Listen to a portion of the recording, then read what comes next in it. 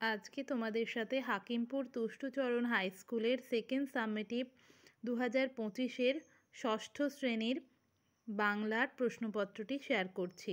দেখো, প্রথমেই রয়েছে ফাঁকি গল্পটি বাংলায় অনুবাদ করেছেন কে? তিনটি অপশান দেওয়া হয়েছে। এরপর ট্রেঞ্চ খোঁড়ার কারণে আম গাছটি দুর্বল হয়ে কোন দিকে হেলে পড়েছিল? কোন সময় আকাশকে দেখলে মনে হয় যেন কেউ ঝকঝকে করে মেজে রেখেছে? মাটিতে অধিকার কার? গোপালবাবু ছিলেন কেমন প্রকৃতির? ধানের সবচেয়ে বড় বন্ধু কে?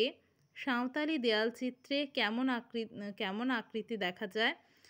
যে শব্দটির সঙ্গে শূন্য বিভক্তি যুক্ত হয়েছে, ভালো রামের মাথায় না জালের?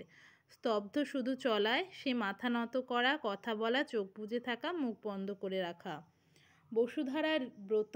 এরপর একটি বাক্যে সঠিক উত্তর দাও। বসুধারা ব্রত কোন ঋতুতে পালন করা হয়? কতগুলি গ্রামকে কেন্দ্র করে একটি হাট বসে? হুড্রু জলপ্রপাত কোথায় অবস্থিত? এক ভুতুড়ে কাণ্ড গল্পটি কার লেখা? মাটি আমাদের, পৃথিবীটা তোমাদের, বক্তাকে, শ্রোতাকে?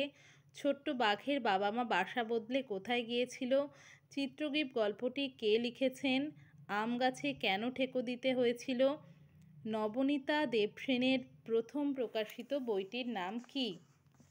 এরপর রয়েছে 5-6টি বাক্যে নিচের প্রশ্নগুলির উত্তর দাও। যে কোনো 5টি লিখতে বলা হয়েছে, তোমরা প্রশ্নগুলি দেখে নাও। হাট কবিতা অবলম্বনে দিনের বেলা কার হাটের বর্ণনা দাও। ছোট্ট বাঘ তার খিদে মেটানোর জন্য কি ধরতে গিয়েছিল? এদেশের যত পালাপার্বণ, উৎসবানন্দ, এসবের মূলে কি রয়েছে? বর্ষ কথাটির অর্থ কী? হায়ন কথাটির দুটি অর্থই লেখো। অগ্রহায়ণ মানে লেখো। ক্ষেত্রব্রত কারা পালন করে, কিভাবে পালন করে? চিত্রগ্রীব কথাটির অর্থ কী? পাখির চোখে পর্দা পাখিকে কোন কাজে সাহায্য করে?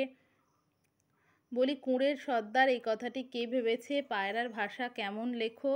চিরদিনই আমি আশাবাদী, এই আশাবাদের গুণে লেখক কিভাবে পুরস্কৃত হলেন? অথবা লেখকের পোশাকি নাম কি?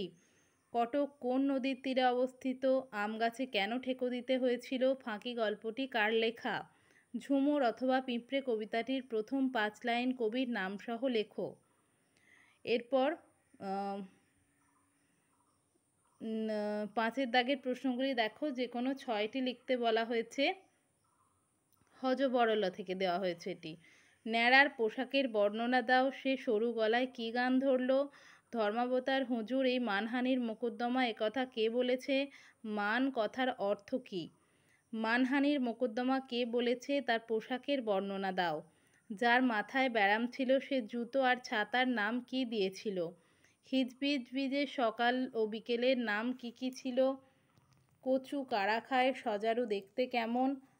কচু কয় প্রকার ও কি কি?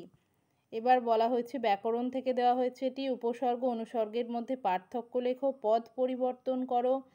প্রতি আন উপসর্গ যোগে দুটি শব্দ লেখো এবং শব্দ বিভক্তি ও ধাতু বিভক্তির মধ্যে পার্থক্য লেখো। উপসর্গ অনুসর্গ বসিয়ে শূন্যস্থান পূরণ করো। প্রতি বছরের ড্যাশ এবারেও মেলা বসেছে। আহা ছেলে মানুষ ড্যাশ তো নয়। এরপর সমচ্চারিত ভিন্নার্থক শব্দ লিখতে বলা হয়েছে।